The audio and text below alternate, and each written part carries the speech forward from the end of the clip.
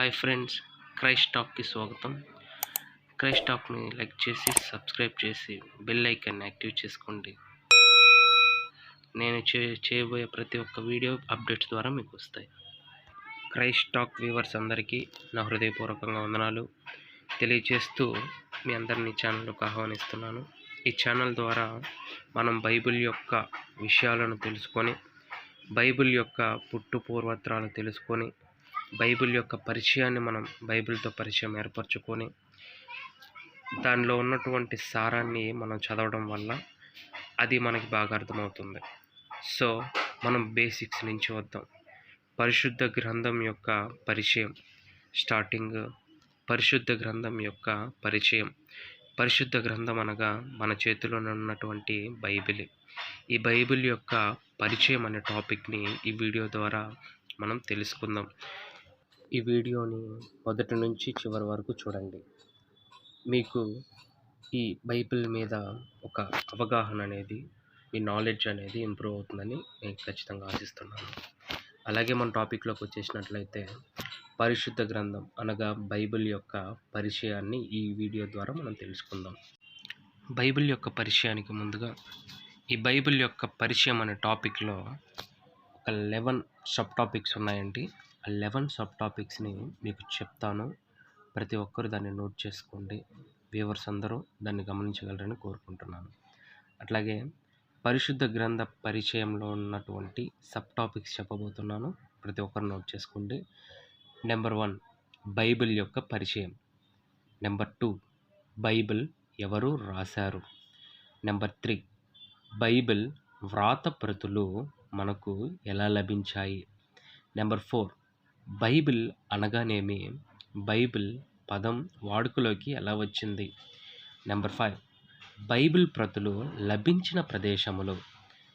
అట్లాగే number 6, Bible వర్గీకరణ. Number 7, పాత నిబంధన విభజన. అట్లాగే నెంబర్ 8, కొత్త నిబంధన విభజన.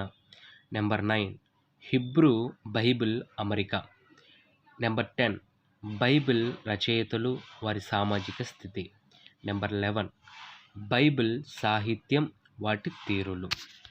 ఇప్పుడు చెప్పినటువంటి ఈ 11 టాపిక్స్లో మనం ఈ వీడియోలో 3 టాపిక్స్ చూద్దాం.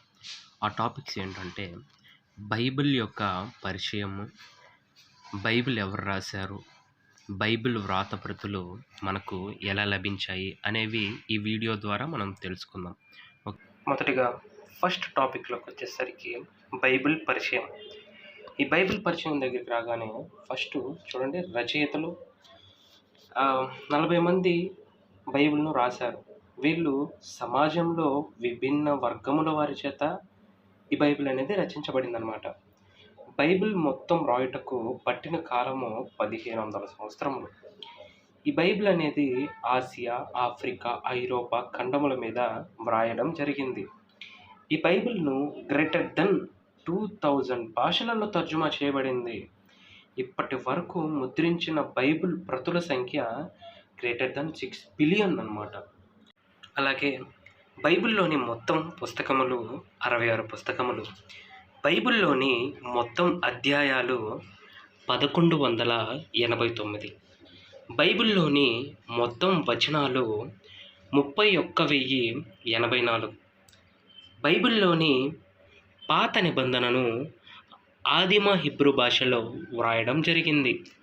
కొత్త నిబంధనను గ్రీకు భాషలో వ్రాయడం జరిగింది. అలాగే మనం రెండో టాపిక్ చూద్దాం, బైబిల్ ఎవరు రాశారు. ఈ మాటని డైరెక్ట్గా మనం బైబిల్ని అడుగుతాము. బైబిల్ ఏం సమాధానం చెప్తుందంటే, 2 తిమోతికి రాసిన పత్రిక, అపోస్తులైన పౌలు 2 తిమోతికి రాసిన పత్రిక 3వ అధ్యాయము 16 నుంచి 17 వచనములు అన్నమాట. చదువుతాను.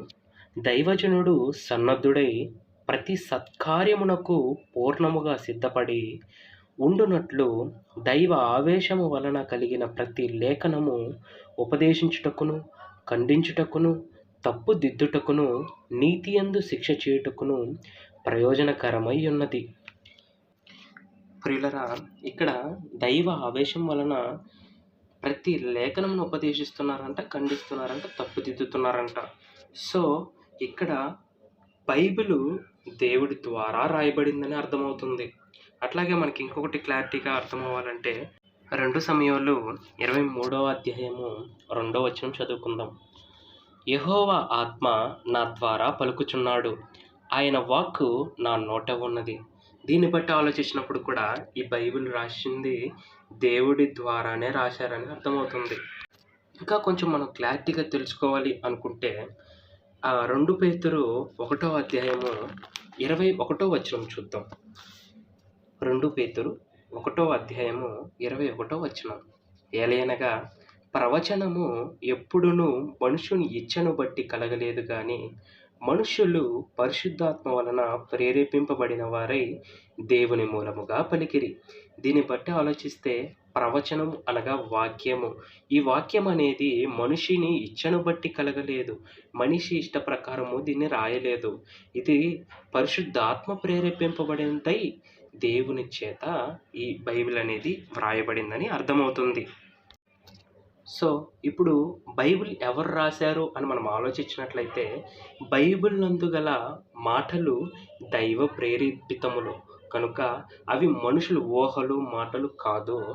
ఇవి సాక్షాత్తు తండ్రి అయిన దేవుడే తన పరిశుద్ధాత్మ ద్వారా ప్రవక్తల నోట ఈ మాట రాయించడం జరిగింది. ఇప్పుడు బైబిల్ ఎవరు రాశారు అంటే సాక్షాత్తు తండ్రి అయిన దేవుడే రాశాడని మనకు అర్థమవుతున్నది. అలాగే 3వ టాపిక్కి వచ్చేద్దాం.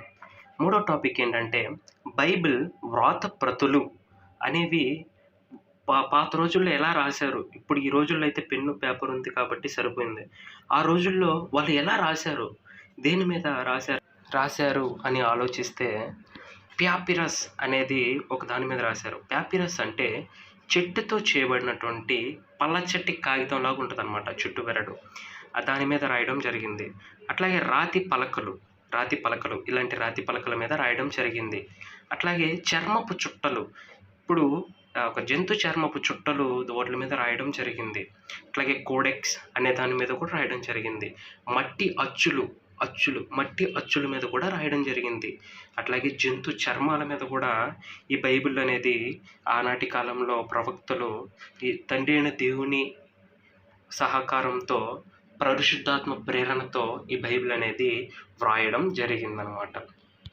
అలాగే 4వ టాపిక్ నెక్స్ట్ పార్ట్లో మనం చూద్దాం.